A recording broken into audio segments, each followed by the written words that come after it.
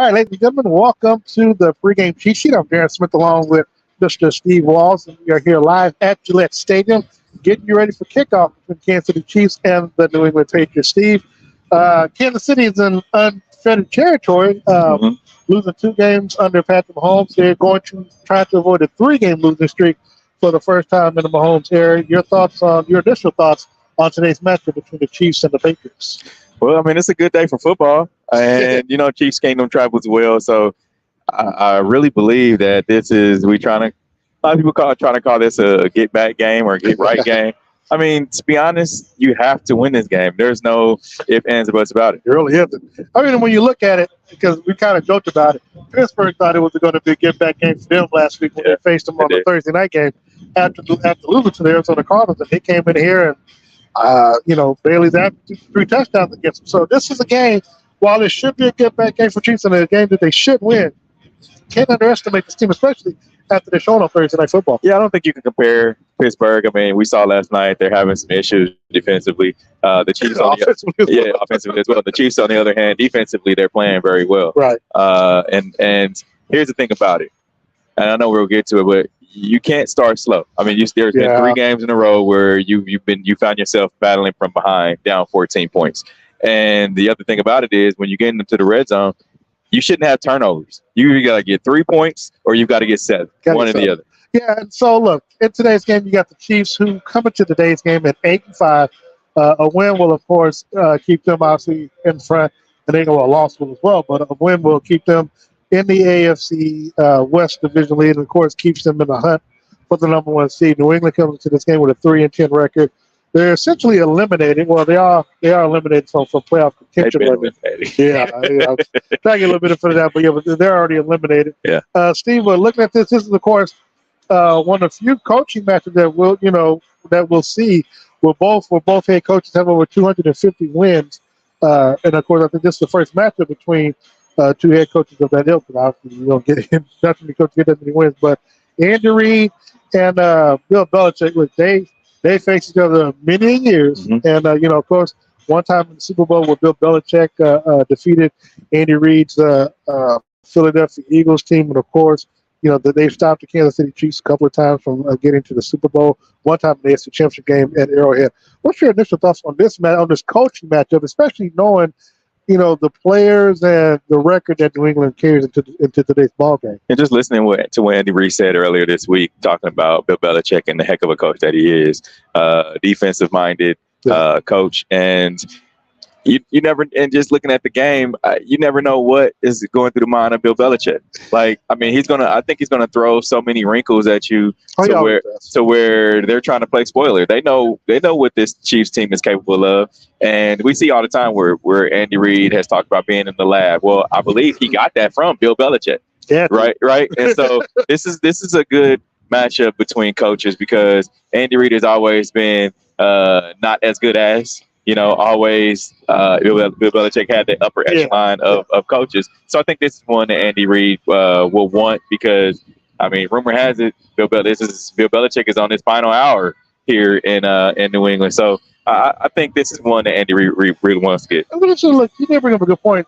There was a time where it was always Bill Belichick, then Andy Reid. And look, and to his credit, he had Tom Brady. So I mean, it's kind of easy. Of course, winning 6 titles with them together. But we do see how that worked out without Tom. Yeah.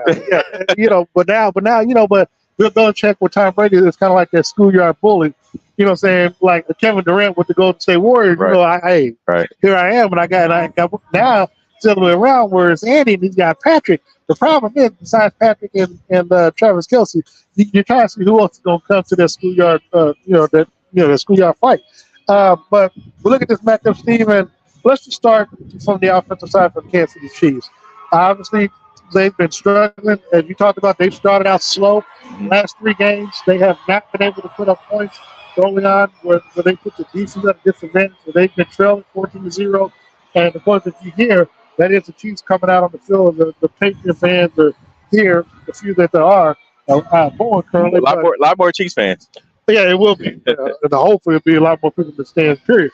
But be that as it may, Chiefs starting off slow. I know you and I have talked to Patrick and the Matt Nagy this week about the slow starts and some of the problems that the Chiefs are having, how after so many weeks, week in, week out, what they've seen on film, do they turn this offense around to where they can get out and keep them getting out on a slow start? Well, it's going to start with 15. I mean, you got to understand. He always talks about. We hear Andy Reid all the time say he has 51% of the vote. Well, the guy on the field that has the ultimate decision on what play that they're running is Patrick Mahomes.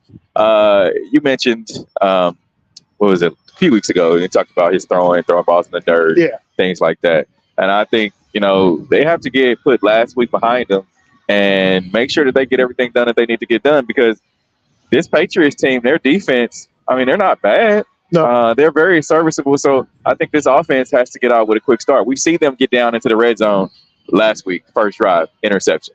Week before that, you throw a critical interception. And so the turnovers and these costly penalties, I really believe that that's coming to bite them. And Patrick Mahomes has to figure out a way to make things work out. I think for me, the penalties have been more harmful than even the turnovers. The turnovers, it had the momentary deal. Yeah. But the penalties can stall a drive to where where you're actually getting good momentum, and then you'll have a penalty to where most times it's either a whole penalty or a false start or something that brings you back 5-10 yards to stop the momentum, to stall it, and then put you in a situation where you're kind of forced to throw the football, and you throw the football to the wide receivers to where you haven't had the greatest of confidence in, where no matter what you tell the media, you just have an issue with that connection. And let me ask you this. How much of, I guess, the start of the season we saw with the offensive line, the penalties, left tackle, right tackle, how much of that has had carryover and has affected them up until this point? Honestly, I thought around week 5, week 6, and it kind of worked for them because you didn't really have too many of those penalties. Yeah. And then it seemed like around the league, the NFL stopped calling to where, and I know we're thinking most about Juwan, where he's lining up at and his start, to where I didn't know the issue. But I think for me, Patrick is so instinctively always ready to try to make a play out the pocket that to me, outside of the Raiders game, once he finally settled down after they, down 14 but came back, I think outside of the game, I haven't really seen him really sit back in the pocket and allow the play to play itself out. Again, if you go back and watch the Raiders game, you can see where he actually took his time and stayed in the pocket, and he was reading his reads and dot the player. The last 2 games, I just haven't seen that, and so for me, I don't really want to say it's the offensive line, but it's just been more so untimely penalties that have come, that have stopped, that have kind of stalled the plays or stalled the drive, that have kept them from putting points on the board in a meaningful way. Yeah, you look at Wanye Morris, who's in there now. I really feel like Patrick had happy feet last week. And going back and watching the game again, he really didn't seem like his timing wasn't there. Whether it was, letting things open up for him, or whether it was just getting out of the pocket really quick and not letting it develop. Is it the wide receivers? I mean, we look downfield all the time, and people say a lot about MVS, and we know what's been said about this whole wide receiver group as a whole. But are they really giving Patrick a good enough look to have the ball put right on the money? Because some of those throws, there's not many quarterbacks in the league that can make, right? And so I think it's just up to the wide receivers to figure out, all right, is this what I'm supposed to run, or is it on me, or is it on Patrick? Here's what's interesting, because when you're asking me that, I'm trying to put it all in perspective, because it seems to be a collective group of issues. Obviously, the wide receivers dropping passes is one thing. Yeah. Them trying to get separation from the defenders, that's also an issue. But also, look, I know, and I'm going to count today how many times Patrick, when he throws the football, actually hits the dirt before he gets to the receivers and stuff like that. But one of the things that I've harped on is that I haven't seen enough from Patrick throwing the receiver open or hitting him in stride. For me, it's more about hitting the stride, because if you put it on the money where all of the receivers can get it, and he can catch it in stride where he can yards after catch, I think that would better help him and the confidence of the receiver because a lot of times what we see, and especially if you look on the replay, Patrick will throw the football, and he tries to throw where the only receiver can get it. Mm-hmm. But a lot of times he's throwing it behind the receiver to where the receiver has to stop what he's doing and try to reach down or try to get it. And then by that time, the defender can already make up the space around it. So, but a lot of that is route too. Again, because we've seen some where you have Sky should be turning to the left over the left shoulder, Agreed. He turns over to the right shoulder, and the ball goes over his left shoulder. We saw MVS last week where the ball he turned to his left and the ball or turned to his right, and the ball was going to his left. So I think a lot of that is route. And but that's why I say it's a lot of issues which you would think during the week in practice that you're working this stuff out. And these are year 2 guys under the system. Yeah, well, not only year 2, but as much as you worked with Patrick, via practice, via the off season, via during the game, you would think, why are you having these issues this late into year number 2? Yeah, I mean, at some point, it's got to click. At some point, you would think. At some point, it's got to click, and then because you get teams that go in spurts, and I think the Chiefs are one of those teams where they can turn it on with it. They used to be able to turn it on with the drop of a hat, and we haven't seen that this year. I mean, we've seen them, go down 14, go down 21, be able to just flip it, and how much of that too is them getting the ball first in the first half and not being able to get through the double. Coming out after halftime. That's an interesting point because I've always been someone who thought that if you got Patrick Mahomes, I don't care if you get the ball first or not. You have Mahomes, you go down there and score. He put the other team, especially with this defense. Well, exactly. Yeah. So, but here's the thing: Chiefs don't have too many dogs on this offense anymore. That because when you had it, you had a time where you had a few other players.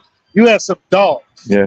Now you got a dog in Travis, but Belichick showed you in the execution game. He took both Travis and Tyreek out the ball game. Yeah. In the championship game, like literally, he took them out the ball game. It was essentially Sammy Watkins and Damian Williams that that carried the Chiefs throughout the game. So when I look at this, man, it's hard because I think Rasheed Rice has started to separate himself.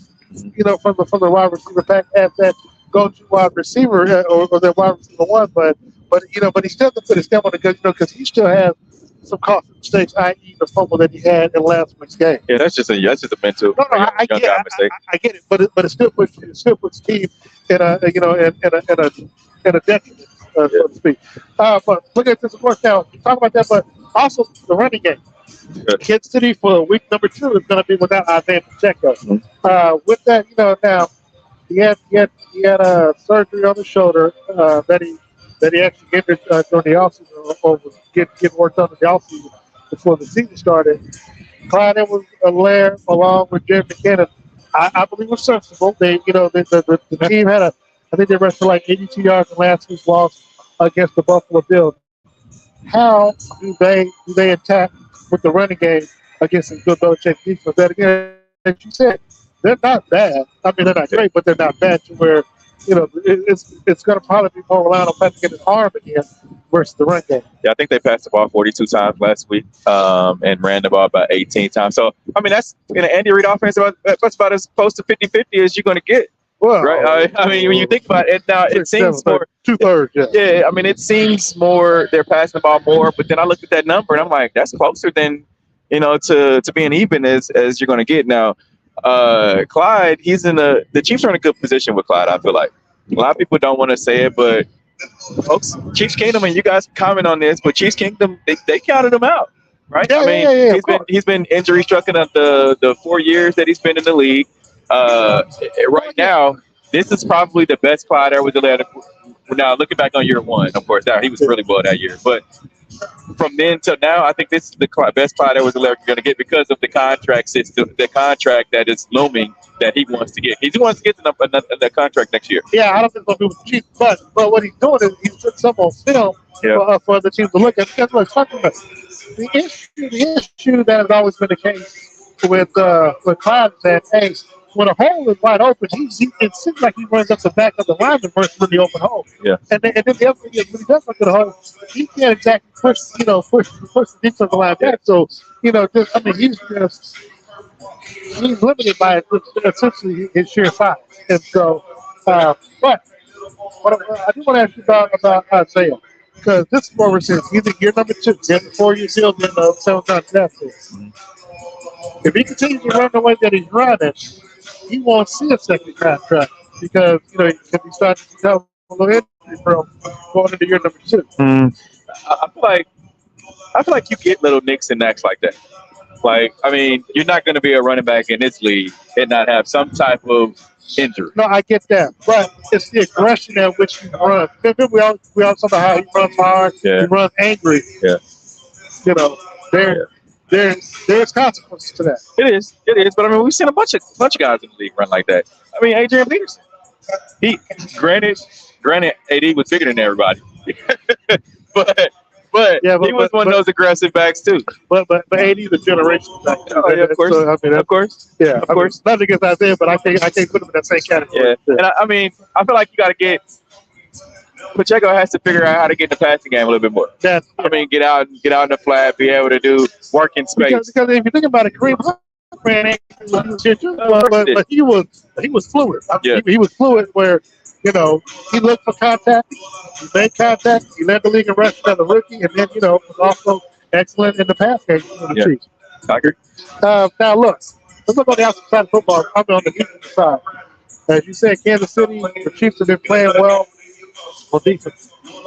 They even giving up 14 points, but of course the flip side is offense hasn't been able to put 14 on the board.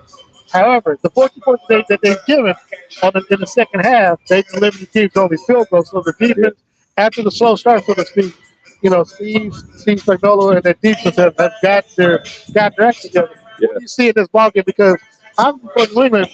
We know that they're gonna lean on Ramondre Stevenson and Ezekiel Elliott when they run game and even in the pass game. So, and of course, Juju Smith-Schuster is a player that the Chiefs would have loved to have this season. But your thoughts on the defense against the New England offense? I think they got to go out and continue to play how they play. I wouldn't change anything up. If I'm Steve Spagnuolo, I don't change anything. I mean, keep doing what you're doing because we've seen his defense get better, and that's Coach Spagnuolo. We've seen his defense get better over time. They start this defense. I think they're playing with house money right now because they started out on fire, and they're continuing to be that way. Now they had a few injuries the past few weeks. I mean, Drew Tranquil. I didn't see if he's going to be in today, but Nick Bolton, they got him back last week. Coach Spagnuolo talked about him possibly being on a pitch count or early in the game, but then it was like all gas, no brakes. So I think this defense, I wouldn't change anything. I would just continue doing what you're doing because this is a game where, of course, you got to worry about Ezekiel Elliott, but it's not the Ezekiel Elliott of old. Right. So I would just continue doing what you're doing. I'm interested in that. I want to know your thoughts in the matchup. We'll probably see the Jarius Sneed on Juju, or I don't know. I don't think Devontae Parks is really going to hurt you too much. What are you looking forward to in that matchup? I want to ask you. I'm gonna flip that because I want to ask you that because give me your thoughts because I really want to know. Honestly, Juju hasn't really done much this season, so look.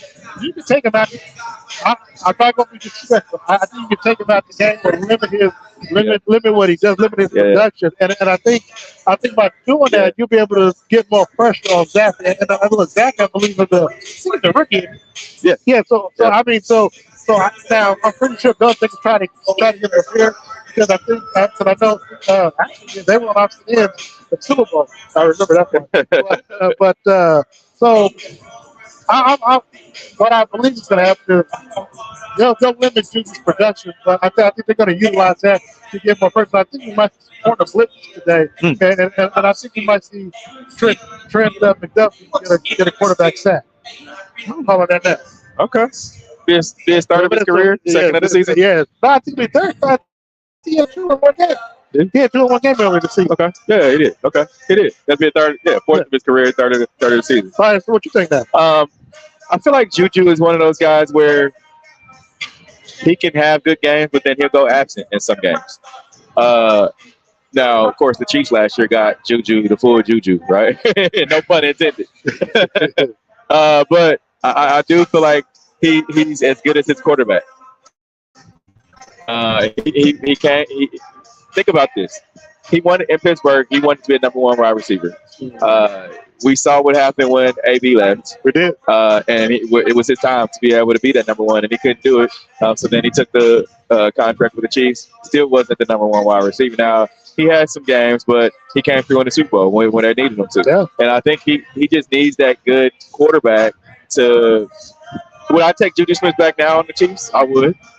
I think if would you switch? I would ask you, would you switch out Juju for MVS right now?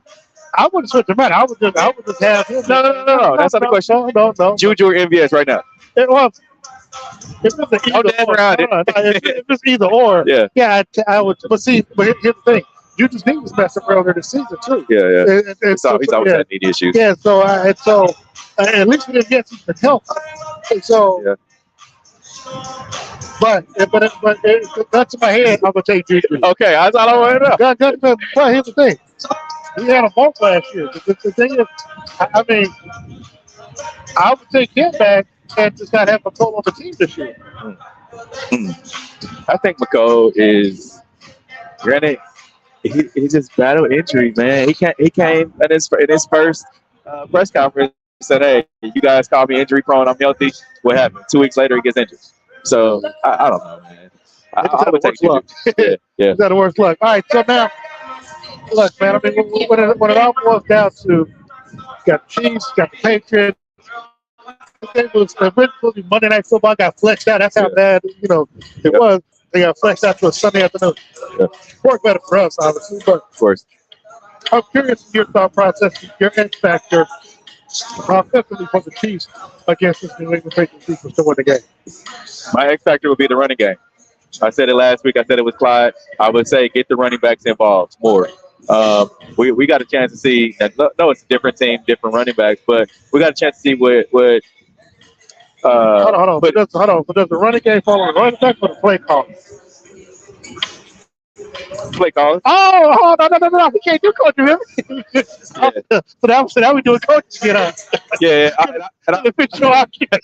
And I watched the. I just walk right into it. No, but I watched that Colts Steelers game yesterday, and one of the announcers said something that was interesting to me. It came from the Indianapolis Colts head coach, and what he said was, "Throw the score, run the win."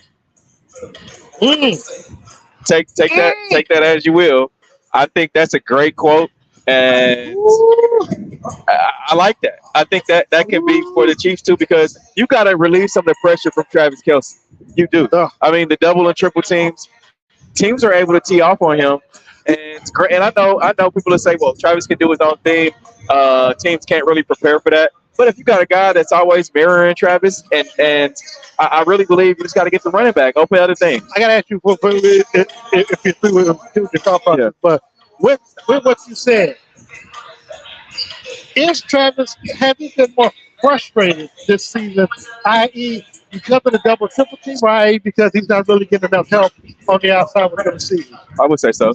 I'm asking, you think it's both or either or? I think he's more frustrated this season, just because. I mean, we've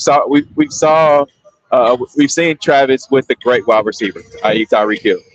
It relieves a lot of the pressure for Travis. You had to pick. We talked about pick your poison. You had to pick one. You ain't gonna take away. Of course, Bill Belichick. You talked about that. Him taking away both. But most teams aren't able to do that. Right. You're either playing cover 2 shell or you're coming down press. And you weren't doing that against Tyreek. So, think about Travis now. Last year, it was kind of that anomaly because the teams didn't really know what the Chiefs had. This year, it's like, all right, we know what they had.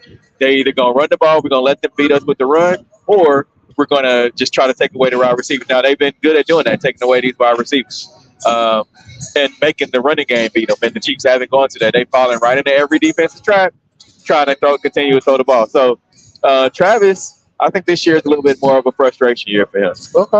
And it's funny. So, for me, I was going to go to Coach Trump since you want to kind of stood up and let you have it. But I'm going to go with Kelce.